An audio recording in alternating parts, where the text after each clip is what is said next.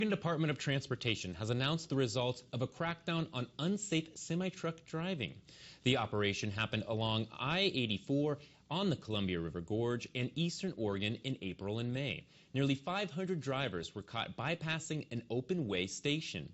Most of the drivers were escorted back, but more than 100 were temporarily banned from driving a commercial vehicle. This due to safety violations, which include falsified driver's logs. The Federal Motor Carrier Safety Administration, FMCSA, has established hours of service regulations that are critical for maintaining road safety by limiting the amount of time that truck drivers can operate their vehicles without rest. For freight brokers, understanding these regulations is important, not only to ensure compliance, but also to optimize operations, mitigate risks, and uphold driver safety. Today, we're exploring the hours of service rules, their application, and their significance in the industry of freight brokerage.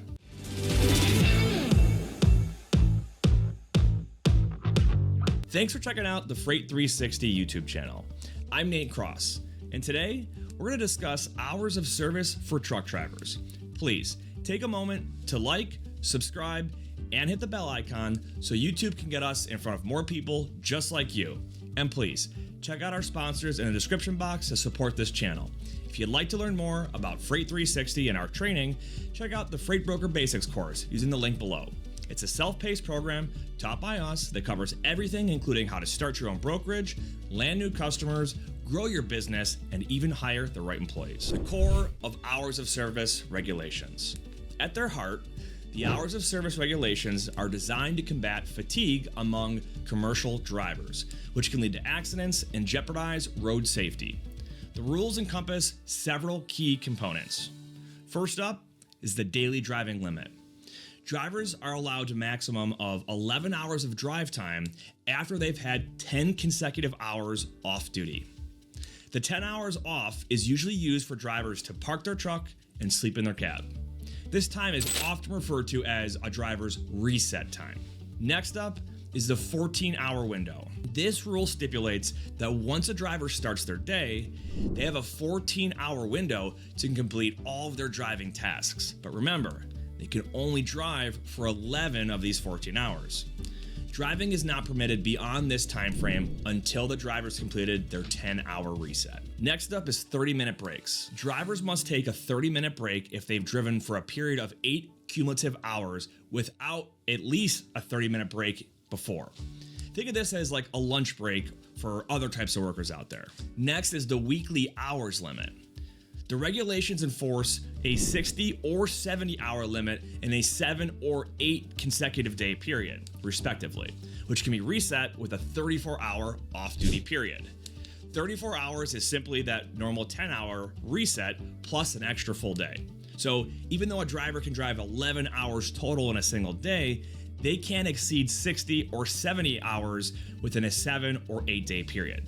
So most drivers operate on a normal 7-day work week, so 60 hours in a week is a common threshold to keep in mind. That would come out to about 10 hours a day on average if they drive for 6 days and take the 7th day for their reset. So why does this matter for freight brokers? Well, brokers act as intermediaries between shippers and carriers.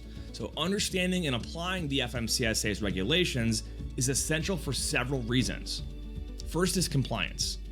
Brokers should make sure that the carriers that they contract comply with the hours of service regulations to avoid legal repercussions, which can include fines and a negative impact on their operational authority. It's a good practice to ask a driver how fresh they are on hours before you give them a load. Next, carrier selection. When selecting carriers, freight brokers need to consider the carrier's compliance history with the hours of service regulations. The FMCSA publishes inspection data for motor carriers, and compliance with hours of service regulations is one of the inspection categories that can be reviewed when selecting a carrier. Next is operational efficiency. By understanding the hours of service limits, freight brokers can more accurately plan loads and routes that comply with a driver's available hours, which can optimize delivery schedules without compromising the driver's safety. It's important to note that brokers should not dictate the specific route or driving directions for a carrier, but they can arrange the order of pickups and deliveries in a multi-stop load to reduce the total drive time or total distance. Next is safety and reputation. Prioritizing carriers who adhere to the hours of service regulations enhances road safety and builds the broker's reputation as a responsible and reliable partner in the supply chain. Don't be a broker that overlooks safety scores just to try and cover a load. This can get you into a lot of trouble with your customer and even with the law. So let's talk about navigating these challenges. Freight brokers face the challenge of balancing efficiency and compliance, particularly in a high-demand market where timely deliveries are crucial. Strategies to navigate these challenges include leveraging technology for better route planning, maintaining open communication with carriers about the hours of service requirements, and continuously educating themselves on any changes or updates to the compliance and safety regulations from the DOT and FMCSA. So, the FMCSA's hours of service regulations, they're a cornerstone for road safety in the trucking industry. For brokers, these rules are not just compliance requirements, but they're a fundamental aspect of our operation. By having good understanding of these regulations, freight brokers can ensure legal compliance, promote safety, and enhance their operational efficiency. Ultimately, this commitment to understanding and applying these rules reinforces a broker's role as a vital link in the supply chain, contributing to a safer and more efficient transportation industry. Thanks for watching, and we'll see you guys in the next video.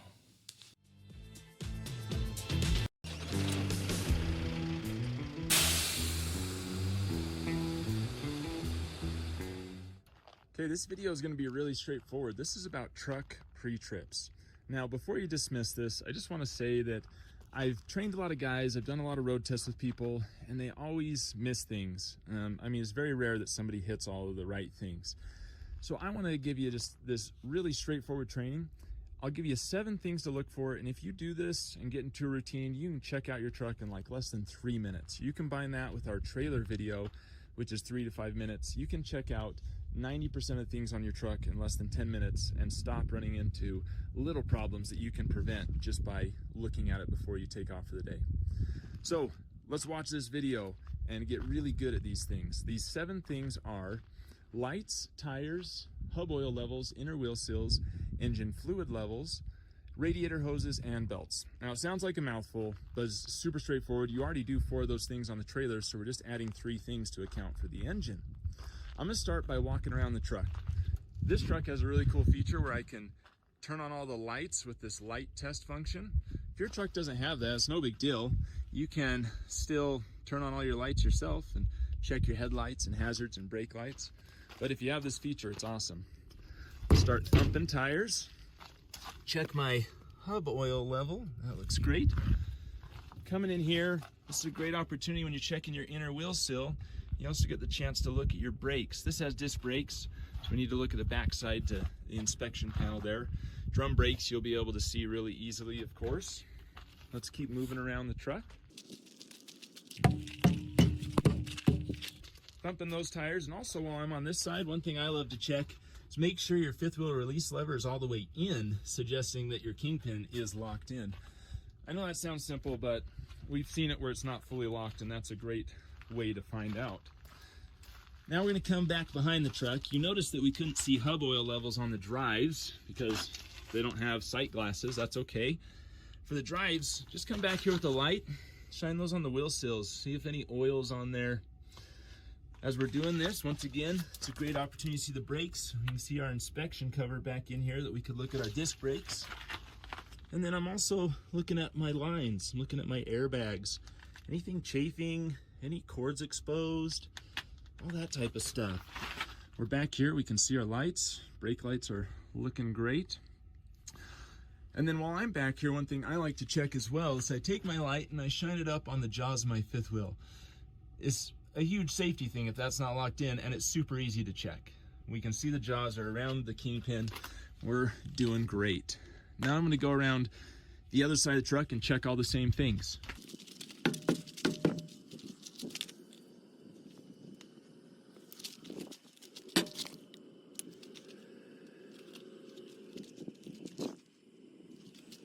Okay, we've walked around, we've seen all the lights, we've checked the tires, checked wheel seals, seen a lot of the undercarriage. This is great. Let's move on to the the engine. Let's start with fluid levels. Probably one of the most basic things when it comes to a pre-trip is checking your oil. Everyone knows how to do that. For the most part, I've seen people who don't. Make sure you first pull your dipstick, wipe it off, and then put it back in.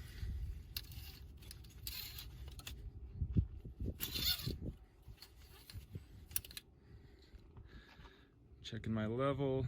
It's excellent. It's right up to the full mark. Well, I want to put a note in here about engine oil level. You have a full mark and an add mark, as you can see. The add mark's the lowest one. I've seen a lot of guys, if it's not all the way up to the full mark, they think it's low and they need to add oil. That's not true. In between full and add is perfectly fine. Below add, you need to add oil.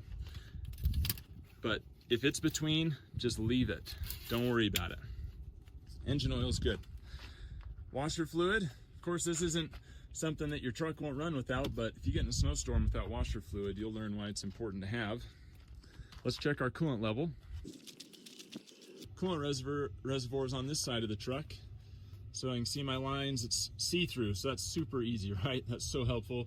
We have trucks that aren't see-through in some, so you pop the cap, you look down inside, and see if it's to the top. It's just that easy.